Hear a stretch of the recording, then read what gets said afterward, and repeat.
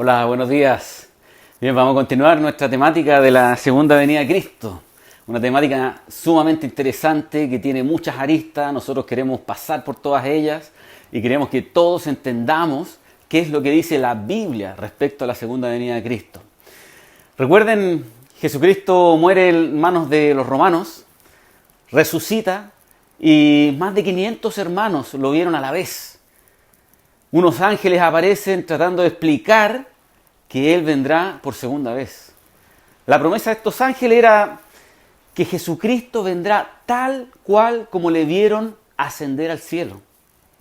Los cristianos hemos estado esperando por Él. Él es nuestra esperanza y nosotros la consideramos una esperanza bienaventurada y nos alegra que Jesucristo venga nuevamente. Aunque otros se burlen y otros digan, como está escrito en 2 de Pedro, ¿cuándo vendrá la promesa de Jesús? ¿Cuándo será el cumplimiento? Nosotros, en esta etapa de esta predicación, estamos analizando el por qué vendrá. ¿Por qué vendrá Jesús sí o sí otra vez? Luego analizaremos cuándo vendrá y cómo Él estará viniendo. Jesucristo da una ilustración bastante interesante en Lucas 12. Lucas 12, 42, 43 dice, el Señor dice, ¿quién es el mayordomo fiel y prudente al cual su Señor pondrá sobre su casa para que a tiempo les dé su ración? Bienaventurado aquel siervo el cual cuando el Señor venga, cuando su Señor venga, le halle haciendo así. Hay un dueño y hay un administrador y el dueño se irá, pero volverá bendiciendo al siervo fiel. Va a ser recompensado y lo pondrá a cargo de mucho. En 2 Timoteo dice 4:8 dice, y no solo a mí, sino a todos los que aman su venida. ¿Sabes qué? Amar la venida del Señor, estar preparado para la venida del Señor, es algo que Él va a premiar. Pero también hay que entender que el Señor no va a retardar su venida. Hubo unos administradores que maltrataron a aquella persona. Dejó a alguien a cargo y simplemente no decían, mi Señor va a tardar en venir. Jesucristo dice que algunos van a ser infieles con Él. Y no son administradores de Dios. Y cuando Cristo venga, lo van a saber y van a temer. Jesús viene y evaluará nuestro servicio y evaluará lo que hicimos estando a cargo de lo que Él nos entregó.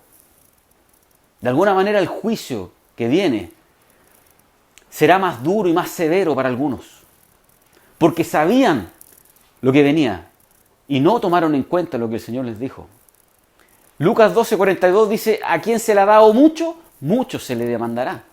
Y al que mucho se le ha confiado, más se le pedirá. Estamos en los tiempos en que debemos tomar a Jesús en serio. Tanto en nuestra salvación, por eso es importante que entendamos que debemos ser salvos de la ira venidera. Debemos salvarnos de nuestros pecados, debemos confiar en el Señor Jesucristo para que Él nos rescate de una eternidad sin Él. Pero también hay que tomar en serio al Señor en nuestra administración. ¿Qué tienes tú para dar al Señor? ¿Qué ha puesto el Señor en tus manos?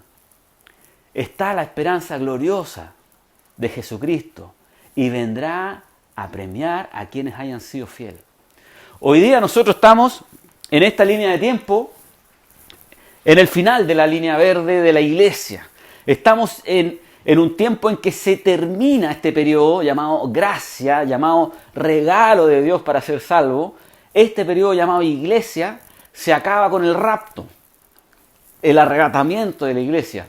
Y ahí comienza un suceso de eventos que vamos a ir explicando más adelante, donde será mucho más difícil ser salvo.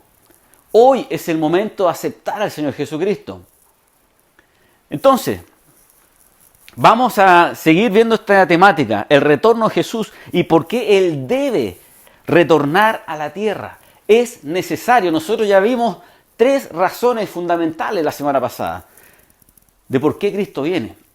Y es principalmente que la persona de Dios demanda que Cristo vuelva nuevamente. Hubo promesas de Dios que aún no se han cumplido. Es interesante que en Génesis 18, Dios de alguna manera trabaja con Abraham demostrando lo que le dice y confirmando su fe. Le dio promesas de la destrucción de Sodoma y Gomorra. ¿Y sabe cómo confirmó eso? Ejecutándolo tal cual le dijo a Abraham. Eso confirmó su fe. Dios da promesas para cumplirlas. Le doy un contraejemplo. Si yo no cumplo lo que voy diciendo, si ustedes ya no me creen lo que yo les digo una cosa y no cumplo, y un día les digo, no, mira, les prometo que mañana a las 5 de la tarde voy a estar en la plaza de Puerto Varas y les voy a demostrar que sí cumplo lo que digo, y ustedes me esperan y están mañana a las 5 y yo no he llegado, y si pasan las 5:05, ya empiezan a mirarse, 5:30, 6 de la tarde y no llegué. La misma promesa que les hice para demostrarles que yo soy alguien veraz, jugó en contra mío y demostró que no lo soy. Dios no hace promesas para no cumplirlas, porque Él no puede mentir. Él hace promesas de la segunda venida de Cristo una y otra vez en el Antiguo Testamento. Por lo tanto, Cristo debe volver, porque Dios lo prometió en su palabra. Una segunda razón que vimos nosotros la semana pasada era que la declaración de Jesús mismo demanda que Él venga. Él hizo incluso no solo palabras que confirmaban la segunda venida de Él a la tierra, Él hizo una demostración. Y en Lucas 9, 22 al 26 hay una demostración de su venida. Jesús hablando de su muerte, de su resurrección, los discípulos acomplejados con esa noticia, Él les demuestra cómo va a ser la venida gloriosa de Él. Y en versículo 28 vemos a Jesús transformado, transfigurado. Ese es el monte de la transfiguración, así se llamó. Porque Él se convierte en lo que vendría a ser más adelante y 3 discípulos de Él lo ven. Observan a Jesucristo reluciente, brillante, un poco transparente, mostrándole cómo sería su próxima venida. En Lucas 9:27 dice, pero os digo en verdad, que hay algunos de los que están aquí que no gustarán la muerte antes que vean el reino de Dios. Y estaban ahí los discípulos. Y Jesús le dice a algunos de ellos, no verán la muerte antes que vean el reino de Dios. Y acto seguido, la transfiguración de Jesucristo en ese monte, donde 3 discípulos lo ven. Y está el cumplimiento de esa promesa. No murieron antes de ver a Jesucristo transformado. Aparece Moisés y Elías, mostrando la ley y los profetas, representando a los santos del Antiguo Testamento en esta venida gloriosa. Y están 3 discípulos, Pedro, Juan y Santiago, representando también a la iglesia. Nosotros seremos parte de su venida gloriosa. Eso fue una promesa del mismo Jesucristo y no solo lo dijo, sino que lo demostró y se clava en la mente de Pedro. Y Pedro escribe en 2 de Pedro 1:16, no seguimos fábulas, fuimos testigos oculares de la segunda venida de Cristo. Jesús lo prometió y lo demostró, lo ilustró.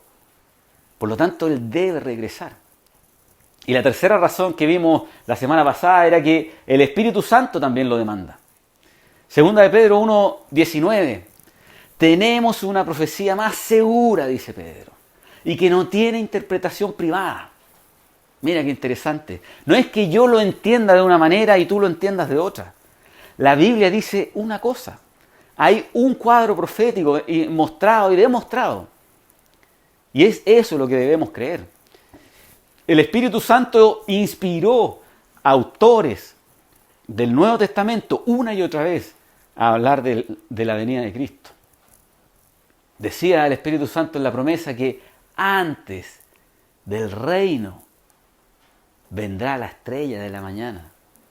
Se terminará este tiempo de noche y el día va a esclarecer con la venida de Cristo nuevamente. Vamos a seguir viendo las razones por las que Cristo debe venir. Y en esta oportunidad continuaremos con el programa de Dios. Vimos la persona de Dios demanda que Cristo venga nuevamente, porque Dios, el Espíritu Santo y el Hijo, todos lo prometieron, que vendría otra vez. Pero ahora veremos que el programa de Dios requiere la segunda venida de Cristo. No se puede completar su programa sin la venida de Cristo. Y lo primero que entendemos es que el programa de la iglesia requiere que Jesucristo venga. Si Él no viene, nosotros no iremos. ¿Se entiende? Hubo un concilio en Hechos capítulo 15, donde Pablo empieza a dar un reporte de cómo los gentiles están siendo salvos. Personas que no son judías están conociendo al Señor Jesucristo. Pedro se levanta y explica, ¿sabes que Dios me mostró esto? Y es verdad, la gente que no es judía puede ser salva de sus pecados también. Y había una transición ahí de comprender cuál era el programa de Dios. Y empieza a formarse lo que es la iglesia y empiezan a comprender lo que es la iglesia. Que es un conjunto de personas de distintas nacionalidades que creen en el Salvador.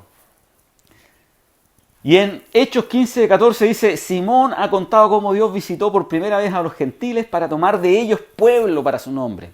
Se está hablando de la iglesia. Se está hablando de este pueblo que Jesús ha tomado para él. Y hablando de la iglesia, dice luego versículo 15, después de esto volveré. Después de esto volveré. Me encanta eso, porque pone un orden. Se habla de la iglesia y después de la iglesia, dice Dios, y volveré. Jesucristo volverá después de que se complete la iglesia. Y hay un orden. En Amós, porque está hablando después en el versículo 15, habla de Amós, una profecía en Amós. Se habla de la restauración de Israel.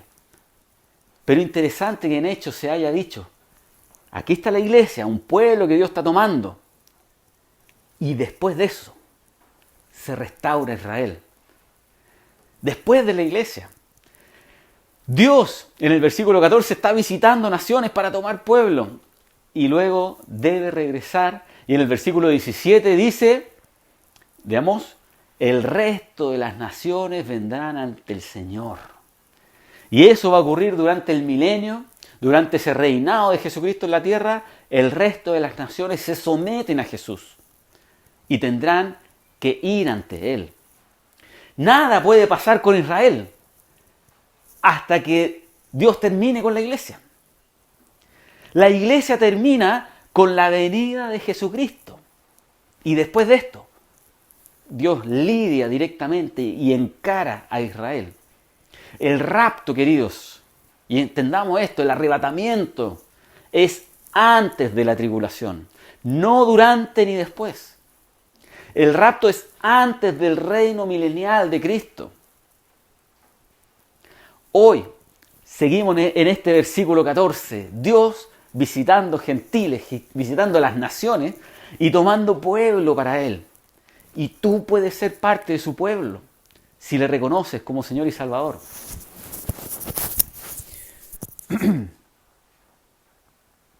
Yo me pregunto, ¿dónde estará el último que será salvo de la iglesia? ¿Serás tú la última persona que va a conocer a Cristo antes que Él venga? ¿Hay un número que se tiene que completar de la iglesia? ¿Estás tú en ese número? ¿Te has arrepentido de tus pecados? ¿Tu fe está puesta en Él? Porque habrá un último que será salvo. Y luego comienza 1 Tesalonicenses 4:13, donde desciende de las nubes, nos reunimos con Él en el aire y la iglesia se va con Cristo. La iglesia termina y concluye con la venida de Jesucristo. Entonces, el programa de la iglesia requiere que Él venga.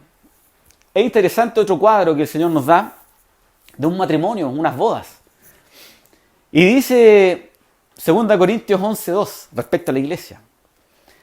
porque los celo con celo de Dios, pues los he desposado con un solo esposo, para presentarlos como una virgen pura a Cristo. Queridos, nosotros, la iglesia, este periodo de salvos en Cristo, desde la muerte de Cristo hasta su venida, el rapto, conformamos la novia de Cristo, la esposa de Cristo. La familia de alguna manera decide, influye, hacen contratos. Así era en la antigüedad en Israel. Hacían el contrato, la familia lo hacía. El padre incluso pagaba un monto a la familia de la novia. Cuando Cristo murió en la cruz, hizo el contrato y pagó con su propia sangre por nosotros. Muchos regalos se preparan en anticipación a la boda. Y ahí están los dones de Cristo que nos dio a todos nosotros. Son regalos para poder ministrar en este tiempo. Falta la celebración. Pero Cristo dijo, voy a preparar lugar para ustedes. Y en el programa de la iglesia, queridos, se necesita que Cristo venga. Efesios 5:25 dice, amar a Cristo, amar como Cristo amó a la iglesia. Y ahí está el pasado, ahí está el contrato que hace Cristo con la iglesia. Nos amó. Ese es el contrato que Él hizo. Él nos limpia en el presente, purificándonos, limpiándonos, lavándonos, a fin de presentarnos a sí mismo. Y esa es la presentación gloriosa de nuestra boda con el Señor. En el presente, lamentablemente, el estado de la iglesia es no tan bueno.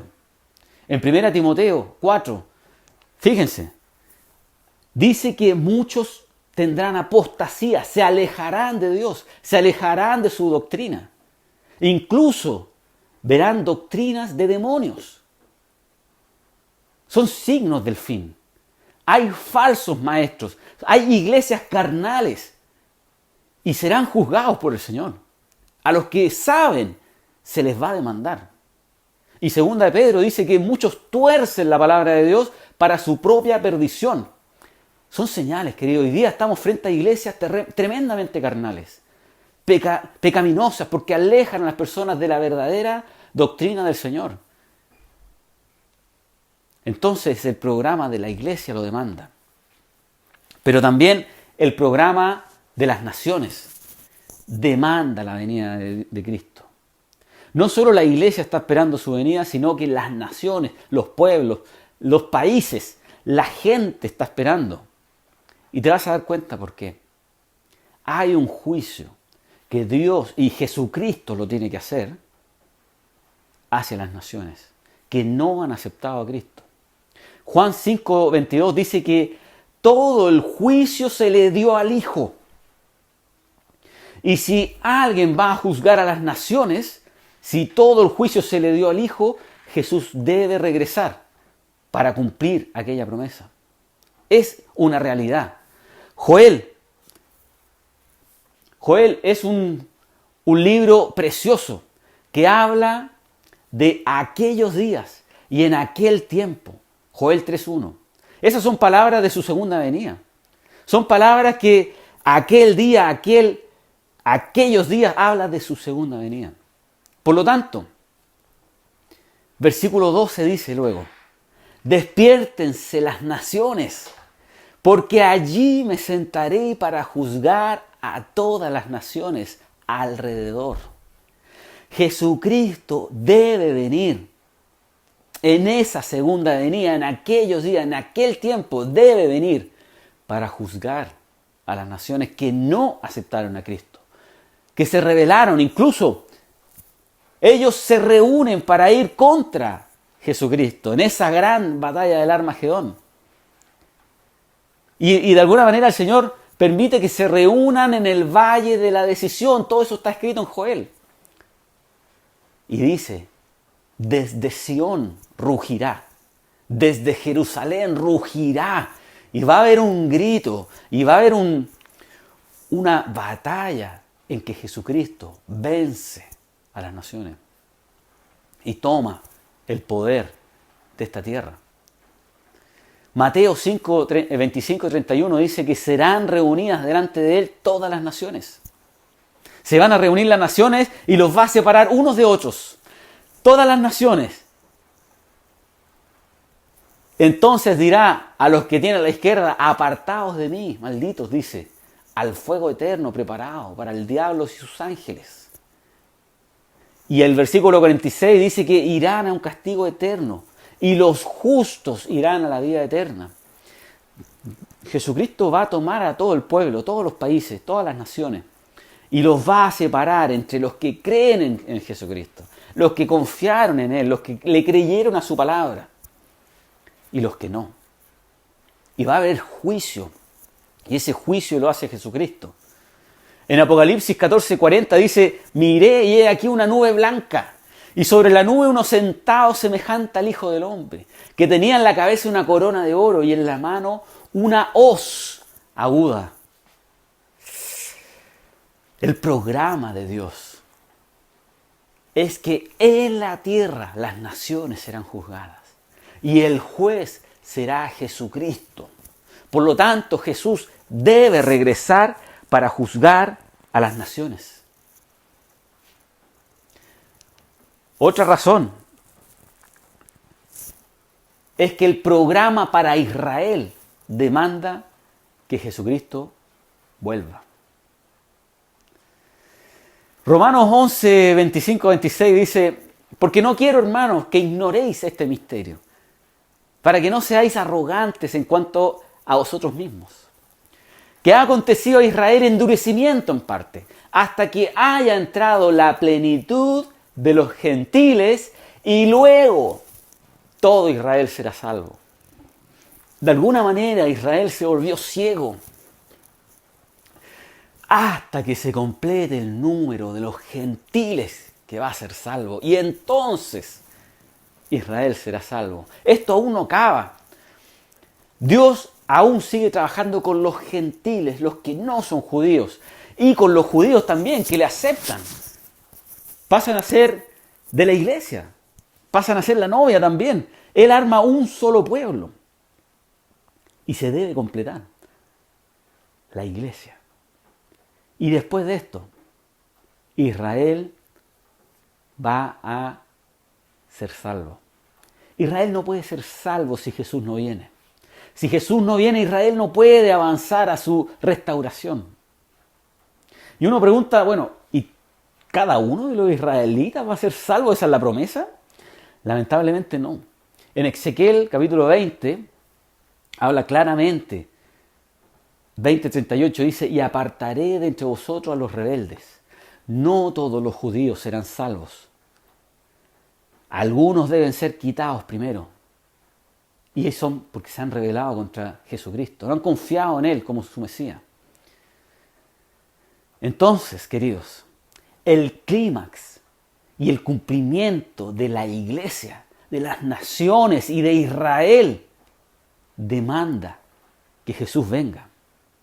Él viene pronto, porque si no la iglesia no se termina, Israel no es salvo y las naciones no pueden ser juzgadas por su pecado. Cuando Israel venga, ojo, de alguna manera cuando Israel se esté reuniendo, eso dice Ezequiel 20:34, los reuniré. Ezequiel 20:35, los traeré. Ezequiel 20:38, los sacaré, versículo 41, los congregaré. Queridos, cuando Israel se esté reuniendo, ojo, que el Mesías está por venir. Y hay una noticia fabulosa, en 1948, el 14 de mayo, se logra la independencia de Israel. Israel está nuevamente en esta tierra. Antes no había sido así. Israel estaba disperso por todos lados, pero hoy es una nación constituida, con un territorio, con su gobierno independiente.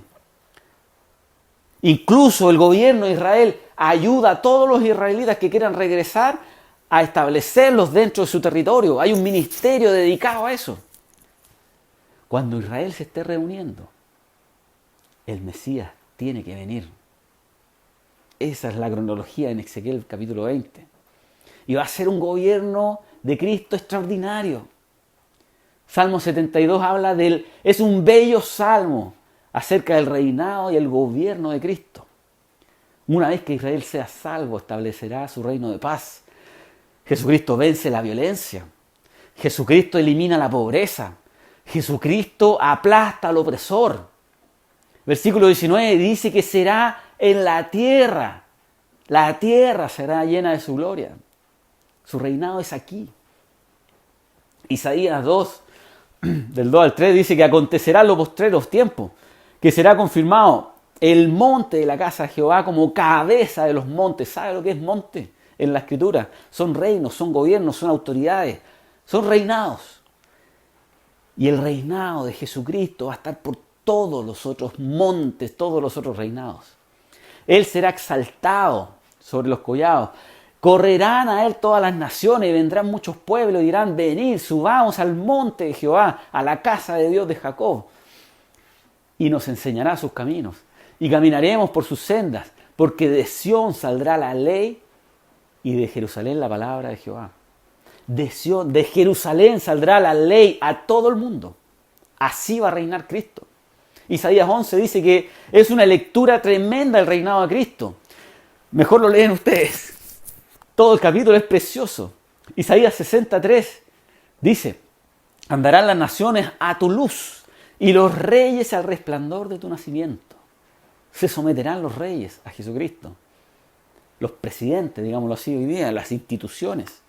Isaías 62, del 11 al 12 dice: he aquí que Jehová hizo oír hasta lo último de la tierra, decid a la hija de Sión: he aquí viene tu Salvador, he aquí su recompensa con él, delante de él sus obras, y les llamarán pueblo santo, redimidos de Jehová, y a ti te llamarán ciudad deseada, no desamparada. He aquí viene tu Salvador, viene. Zacarías 14:9, y Jehová será rey sobre toda la tierra. Cuando dice toda la tierra, es toda la tierra. Jeremías 23:5, he aquí vienen días, dice Jehová, que levantaré a David renuevo justo, y reinará como rey, el cual será dichoso, y hará juicio y justicia en la tierra. Recordamos Hechos 1:11, así como él se fue, volverá. Volverá. El programa de Dios demanda que Jesucristo venga. Vimos 3 razones más. El programa de la iglesia, el programa de las naciones, el programa de Israel demandan que Cristo venga. Unas últimas 3 razones. Jesucristo debe volver porque hay una prioridad de Dios que demanda su retorno. ¿En qué sentido? La humillación de Cristo demanda que Él venga nuevamente. Es que pensémoslo un segundito, es inconcebible que la última mirada pública de Jesús sea en un madero, ensangrentado, muriendo como criminal, colgado casi desnudo. Esa no será la última mirada que el mundo tendrá de Jesús. Y uno dice: no, pero un momentito, Jesús resucitó y muchos le vieron. Sí, pero ningún inconverso le vio. Solo creyentes vieron a Jesucristo resucitado. La Biblia es sumamente clara en eso. El mundo no vio a Cristo resucitado. Por eso yo siempre me he preguntado por qué se ve en todos lados crucifijos, a Jesucristo crucificado por todas partes y no se le ve resucitado. Es porque el mundo no le vio resucitado. 1 Corintios 15:5 dice: y hay un listado de los que vieron a Jesucristo resucitado, y son solo creyentes. La iglesia primitiva dijo ser ellos los testigos oculares. Los creyentes fueron los testigos oculares. En 1 Corintios 15:5 se habla de los discípulos, se habla de Pablo, se habla de 500 hermanos a la vez, pero solo hermanos. Cristo debe cambiar su imagen frente al mundo, porque no le vieron glorificado como será en su retorno. En Hebreos 9:28 dice que así también Cristo fue ofrecido una sola vez para llevar los pecados de muchos, y atención, aparecerá por segunda vez sin relación al pecado, para salvar a los que le esperan. Vendrá en exaltación esta segunda vez. Él cambiará su imagen, esa humillación que el mundo, ese concepto que el mundo tiene de Cristo, alguien humillado, alguien abatido, alguien molido, va a ser cambiada por su venida gloriosa. En Salmos 22, 28 dice que porque de Jehová es el reino y Él regirá las naciones. Viene a reinar y el mundo lo sabrá, le verá. Mateo 26, 63 al 64 dice, Jesús callaba, y esto es en el juicio donde los sumos sacerdotes y todos estaban juzgando a Jesucristo, buscándole pecados, y el sumo sacerdote le dijo, te conjuro por el Dios viviente que nos digas si tú eres el Cristo, el Hijo de Dios. Hasta el momento Jesús callaba, no abrió su boca, pero al decirle eso, Jesucristo responde, tú lo has dicho. Y además te digo que desde ahora veréis al Hijo del Hombre sentado a la diestra de Dios, del poder de Dios, y viniendo en las nubes del cielo. Jesucristo les declara que esa mirada en la cruz no es lo último que verán. Verán a Jesucristo viniendo en las nubes. Lo prometió. Apocalipsis 1:7. He aquí que viene con las nubes y todo ojo le verá. Y los que le traspasaron, no es solo creyentes que van a ver a Jesucristo en esta segunda venida gloriosa. Dice que los que le traspasaron también le verán. Y todos los linajes de la tierra harán lamentación por él. Y le verán, pero huirán. Porque van a temer. El mundo no puede quedarse con la imagen de un criminal siendo condenado y muriendo como la última imagen de Jesús. Apocalipsis 6:15 dice, y los reyes de la tierra, grandes y ricos, capitanes poderosos, todo siervo y todo libre, se escondieron en las cuevas y entre las peñas de los montes, porque se dieron cuenta de que era verdad lo que estaba escrito en su palabra. Ahora van a temer. Lucas 21, 25 al 27. Entonces habrá señal en el sol, en la luna, en las estrellas. De alguna manera el cielo va a dejar unas tinieblas para que el resplandor de la gloria de Dios se vea por todas partes. Y dice, y en la tierra habrá angustia de la gente, confundida por causa del bramido del mar y las olas, desfalleciendo los hombres por el temor y la expectación de las cosas que sobrevendrán en la tierra. Porque las potencias de los cielos serán conmovidas. Y entonces verán al Hijo del Hombre que vendrá en una nube con poder y gran gloria. No vamos a perder ese momento. Porque hasta el cielo va a generar una antesala para la venida gloriosa del Señor. La humillación pública de Jesucristo va a ser revertida en su segunda venida. Es una prioridad de Dios. Lo otro que es prioridad del Señor, poder cambiarlo, restablecerlo. La exaltación de Satanás demanda que Jesucristo venga y lo ponga en su lugar. ¿A qué me refiero? En la Biblia habla Satanás y habla de que es el ser más poderoso creado por Dios. Él tiene acceso al cielo, no sé por qué. No sé cómo el Señor permite eso, pero lo hace. Y puede conversar con Dios. Aparentemente, según Apocalipsis 12:10, está frente a Dios acusándonos permanentemente. Satanás reina. Los espíritus inmundos, los demonios, son reales y él los gobierna. Según Ezequiel 28, él es llamado un querubín protector, es poderoso. Era un ángel extraordinario. Y al parecer se le dio el mayor de los rangos, porque era un superángel. Ese era Satanás. Cuando Satanás tienta a Jesús, le mostró todos los reinos de la tierra y la gloria de ellos. Eso es poder. Satanás tiene poder y no solo se los mostró, es un ser impresionante. Él se los ofreció, significa que él los tiene en su poder. ¿Tú sabías que Satanás está gobernando este mundo? 3 veces es llamado el príncipe de este siglo. 2 Corintios 4:4, en los cuales el Dios de este siglo cegó el entendimiento de los incrédulos, para que no resplandezca la luz del Evangelio, de la gloria de Cristo, el cual es la imagen de Dios. El Dios de este siglo.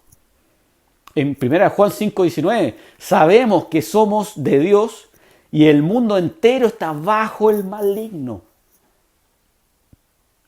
Efesios 2:2 dice, en los cuales anduviste en otro tiempo, siguiendo la corriente de este mundo, conforme al príncipe de la potestad del aire.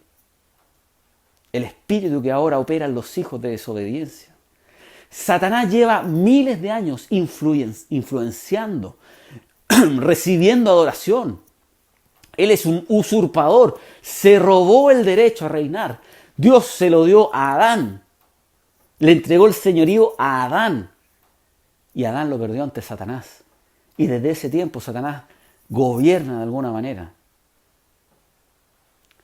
Cristo debe regresar para recuperar ese gobierno.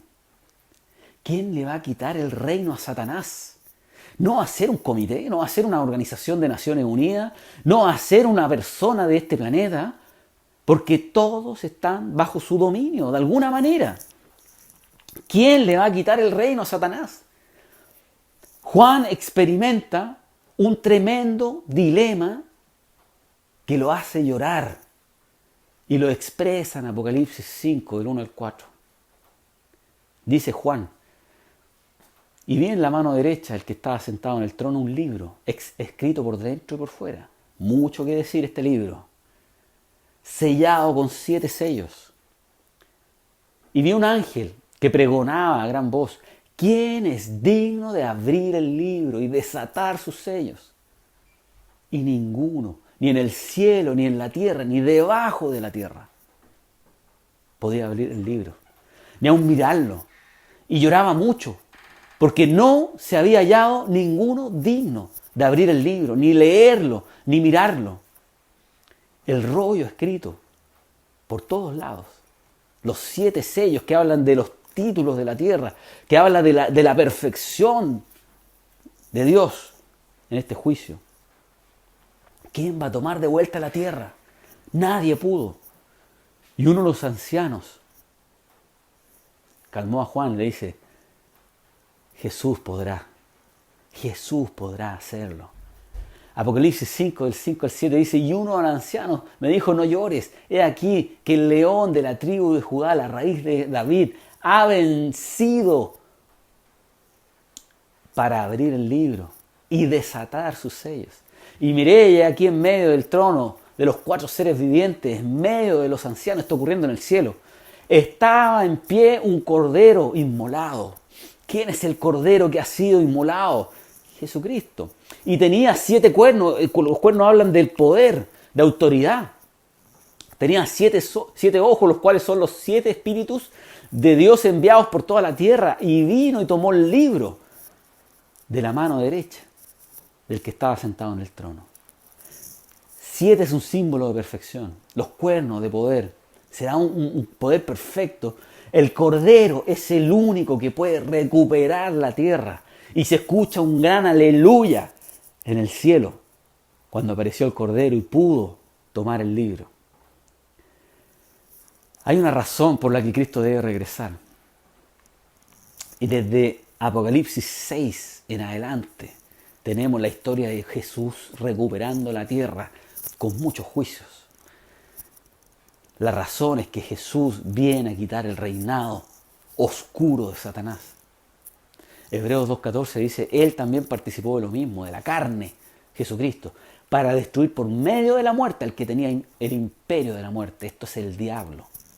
Satanás, la única arma que tenía para destruir a Cristo era la muerte.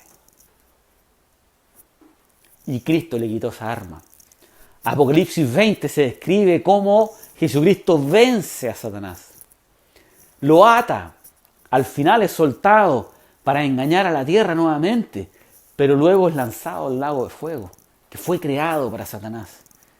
Y entonces aparece un gran trono blanco, donde Jesús se sienta a juzgar. Él debe regresar para poner fin al reinado de Satanás. Jesucristo lo va a hacer en su segunda venida. Primera Juan 3:8 dice que para esto apareció el Hijo de Dios, para deshacer las obras del diablo. Para esto Él va a ser manifestado, para terminar este reinado de Satanás. Y lo último, la esperanza de los santos demanda que Cristo venga. Dios no da esperanzas falsas. Dios te ama y tú eres el objeto selecto en su corazón. Y Él sabe que tú estás esperando y yo estoy esperando a Cristo. Dios no cambia de opinión. Él sabe que le amamos y sabe que le estamos esperando y nos da alegría su revelación gloriosa. Primera de Pedro 4:12-13 dice: amados, que no te sorprenda el fuego de prueba que ha sobrevenido a ti. Estamos en tribulación, estamos en dificultad, estamos en angustia, que no te sorprenda. Como si alguna cosa extraña te acontece, sino gozaos por cuantos son participantes de los padecimientos de Cristo, para que también en su revelación gloriosa os gocéis con gran alegría. Santiago 1:17, en el cual no hay mudanza ni sombra de variación. Dios no cambia, nos dio esa promesa y Él no va a cambiar, no la va a esconder, lo cumplirá. Filipenses 1:6, el que comenzó en vosotros la buena obra la perfeccionará hasta el día de Jesucristo. Él viene a completar lo que inició con nosotros.